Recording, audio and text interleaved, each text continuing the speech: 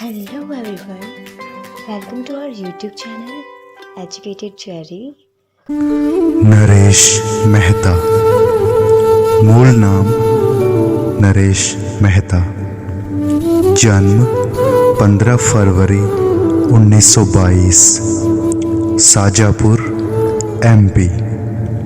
निधन 22 नवंबर सन 2000, भोपाल, मध्य प्रदेश।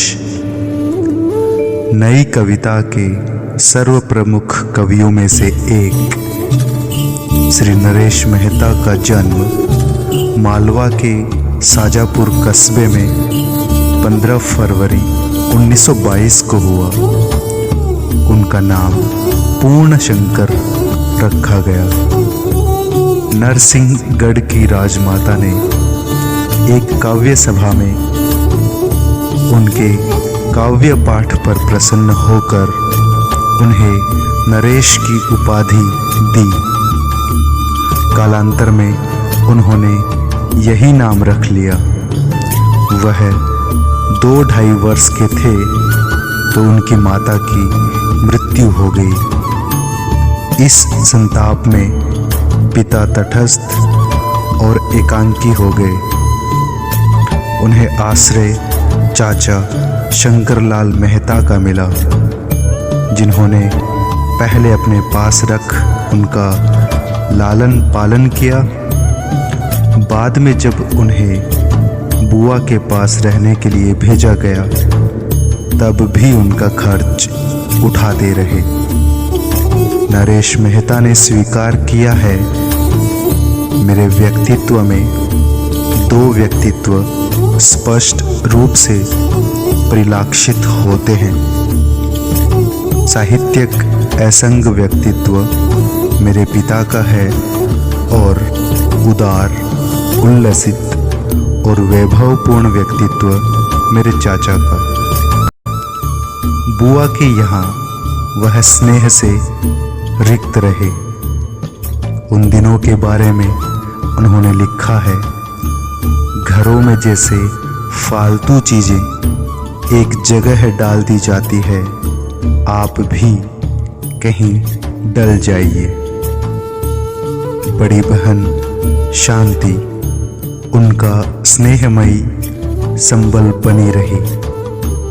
उनकी इस पारिवारिक पृष्ठभूमि की उनके व्यक्तित्व निर्माण में बड़ी अहम भूमिका रही।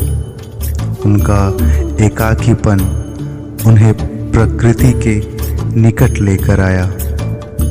प्रकृति के प्रति संवेदन उन्हें प्रेरित करता रहा। प्रकृति उनके स्नेह का मूल आधार है।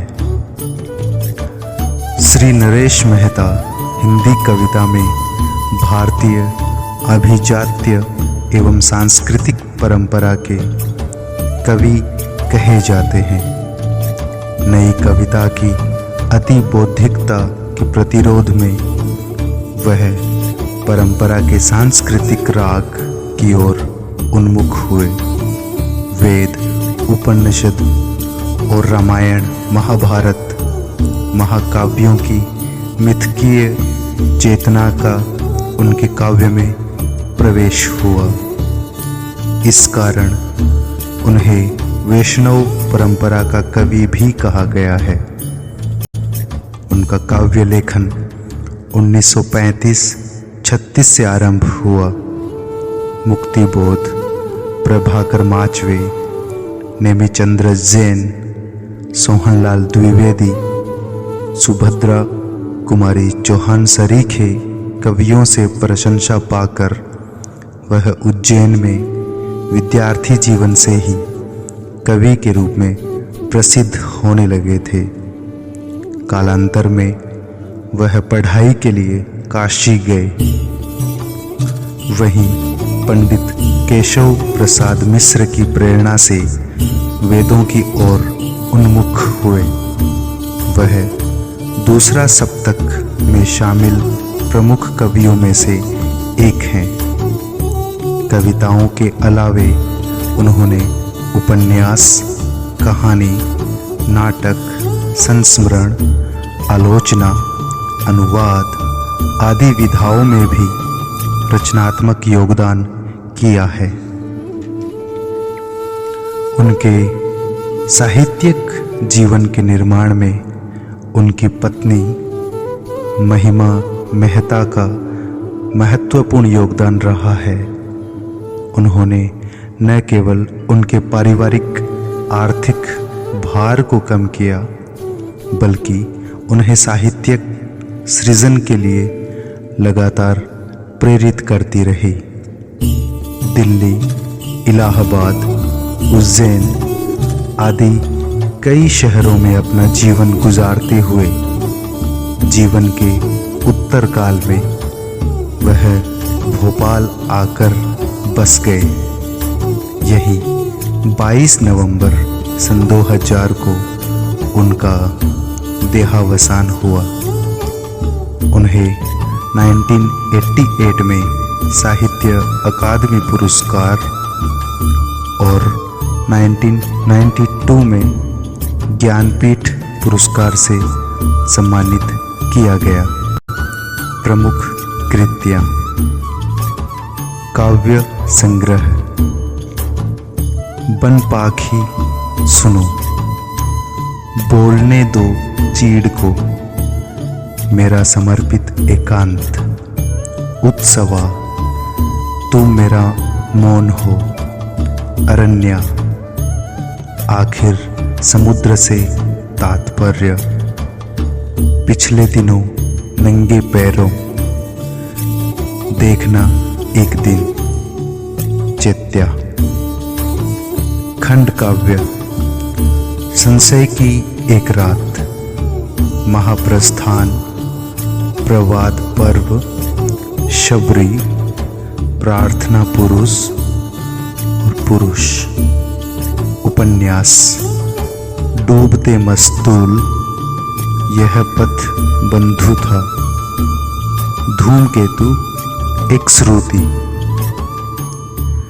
नदी यशस्वी है, दो एकांत, प्रथम फाल्गुन, उत्तर कथा भाग 1, उत्तर कथा भाग 2।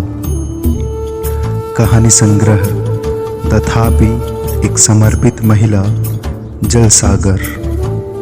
नाटक सुबह के घंटे, खंडित यात्राएं, रेडियो एकांकी, सनोवर के फूल, पिछली रात की बर्फ, यात्रा वृतांत, साधु न चले जमात, संस्मरण, प्रदक्षिणा अपने समय की। संपादन वाग्देवी, गांधी गाथा, हिंदी साहित्य सम्मेलन का इतिहास।